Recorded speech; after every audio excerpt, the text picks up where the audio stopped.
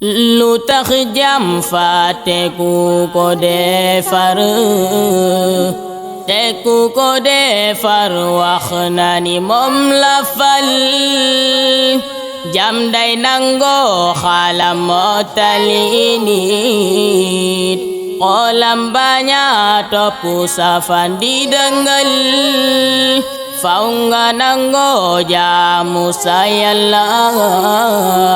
di sant tey zikar Allah lu tax jàmm fàtte ku ko defar te ku ko defar wax na ni moom la fal jàmm day nangoo xalam mottali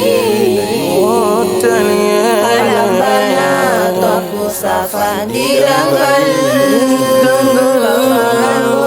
jaamu sa Yàlla di sant tey zikar Allah moom moo la bind teeral kon jaam xamal lam la defal boo doone ku am xel santal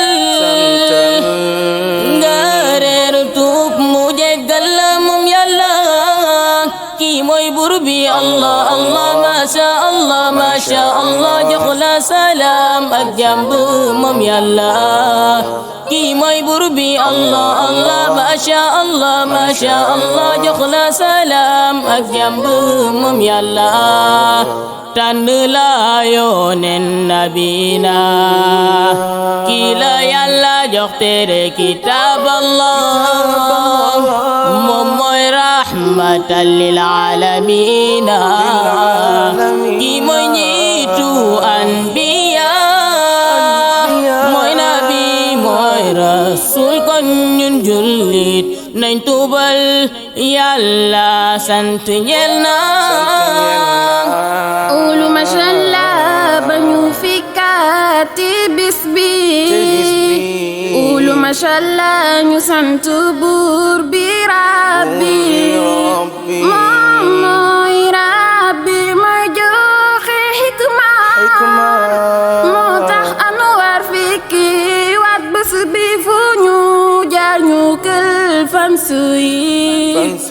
Yàlla def leen suppi anwaarul qulubi cufil mbëggil mu koy fay wóor na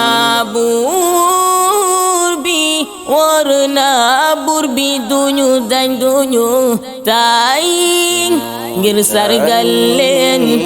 ba arjanna yéen ñi bégetu Rubbi la 30 décembre arub l'islam bi woo nañu leen woo xariti woo soppey am di jàmm woo nañ kuy bége arub l'islam Anwara doon feesal cofeelam fuñ koy bëggee fépp ci dun bi yal na leen Yàlla fay gis nañ taxawaay bi xol sedd na yéen fans yi